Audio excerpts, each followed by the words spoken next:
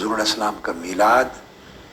پوری دنیا انسانیت تک اسلام کو پہنچانے کے لیے تھا،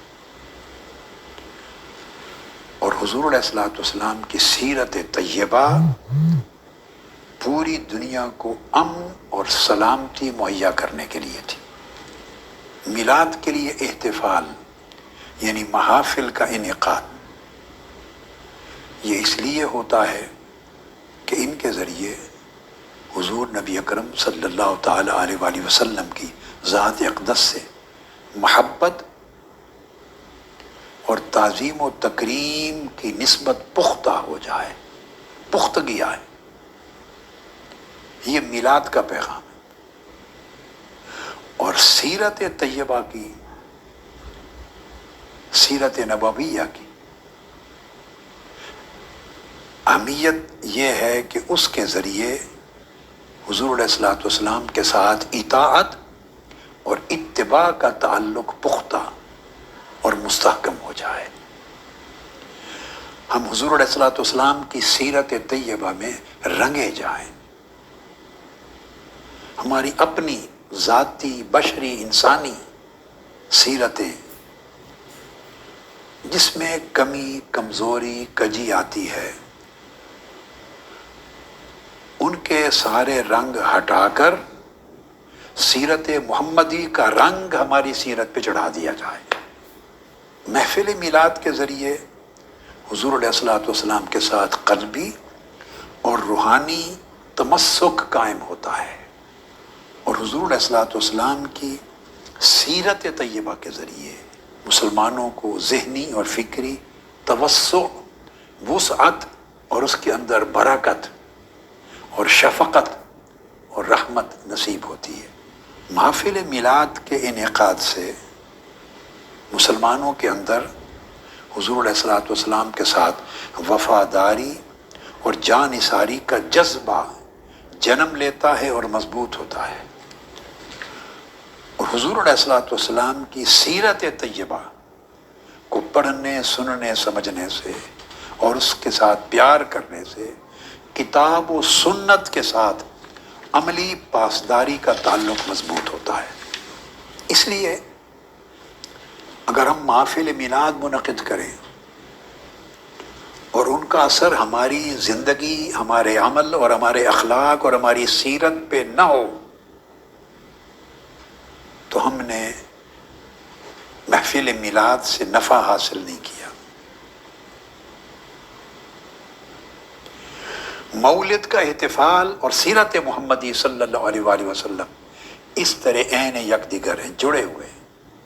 ہم حضور علیہ السلام کے ساتھ عشق اور محبت کا دعویٰ کریں، آپ کے ساتھ حبی تعلق اور قلبی تعلق قائم کریں، آپ کے ساتھ وفاداری اور جانثاری کا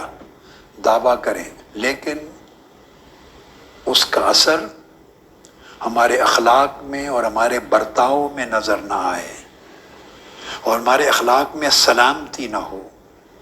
ہمارے اخلاق میں رواداری نہ ہو، ہماری طبیعت اور مزاج میں خوشگواری نہ ہو، تو اس کا مطلب ہے ہم نے نہ میلاد سے کچھ حاصل کیا نہ سیرت سے کچھ حاصل کیا۔ میلاد نبوی اور سیرت نبوی ان کا مشترک پیغام یہ ہے کہ ہمارے طرز عمل میں حکمت اور دانائی پیدا ہو، کسی سے اتفاق ہو تب بھی حسن اخلاق قائم رہے، کسی سے اختلاف ہو تب بھی حسن اخلاق قائم رہے۔ میلاد پاک کی محفلوں سے جو محبت رسول کی خیرات ملتی ہے، اور محفل میلاد میں سیرت کے بیان سے جو آقا علیہ السلام کے اخلاق حسنہ کا پیغام ملتا ہے، اس کا خلاصہ حسن خلق ہے۔ یہ محافل علم صحیح کا ذریعہ بنتی ہے۔ اگر ہم ان محافل سے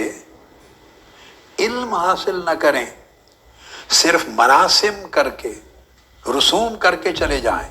خواہ وہ ہماری محفل ہے یا کسی اور جگہ، پوری دنیا میں، پورے ملک میں ہر جگہ ہو رہی، اگر ہم ان محافل کو صرف مراسم بنا دیں، دھوم دھام سے منعقد کر لیں، مگر اس سے علم نصیب نہ ہو تو ہم نے اس کا نفع حاصل نہیں کیا، اس کے مقصد کو کھو دیا۔ اور علم تب نفع مند ہوتا ہے کہ اس میں حلم پیدا ہو، اور جب علم اور حلم جمع ہوتے ہیں تو انسان کی زندگی کو سلم نصیب ہوتا ہے، یعنی سلامتی نصیب ہوتی ہے۔ علم بردباری سکھاتا ہے، علم تحمل اور رواداری سکھاتا ہے، اور تحمل اور رواداری انسان کو سلم یعنی سلامتی سکھاتا ہے۔ انسان کی زبان، اس کا قول، اس کا عمل، اس کا فعل، اس کی سیرت اور اس کا کردار، ساری کی ساری دوسروں کے لیے رحمت، شفقت اور محبت بن جاتی ہے، اس میں نفرت نہیں رہتی۔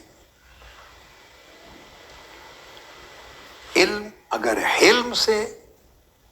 اور سلم سے خالی ہو جائے تو علم بے وقار ہو جاتا ہے اور اس کی تاثیر ختم ہو جاتی ہے۔ اس لیے امام مالک رضی اللہ تعالیٰ عنہ نے لکھا رشید کو، کہا اذا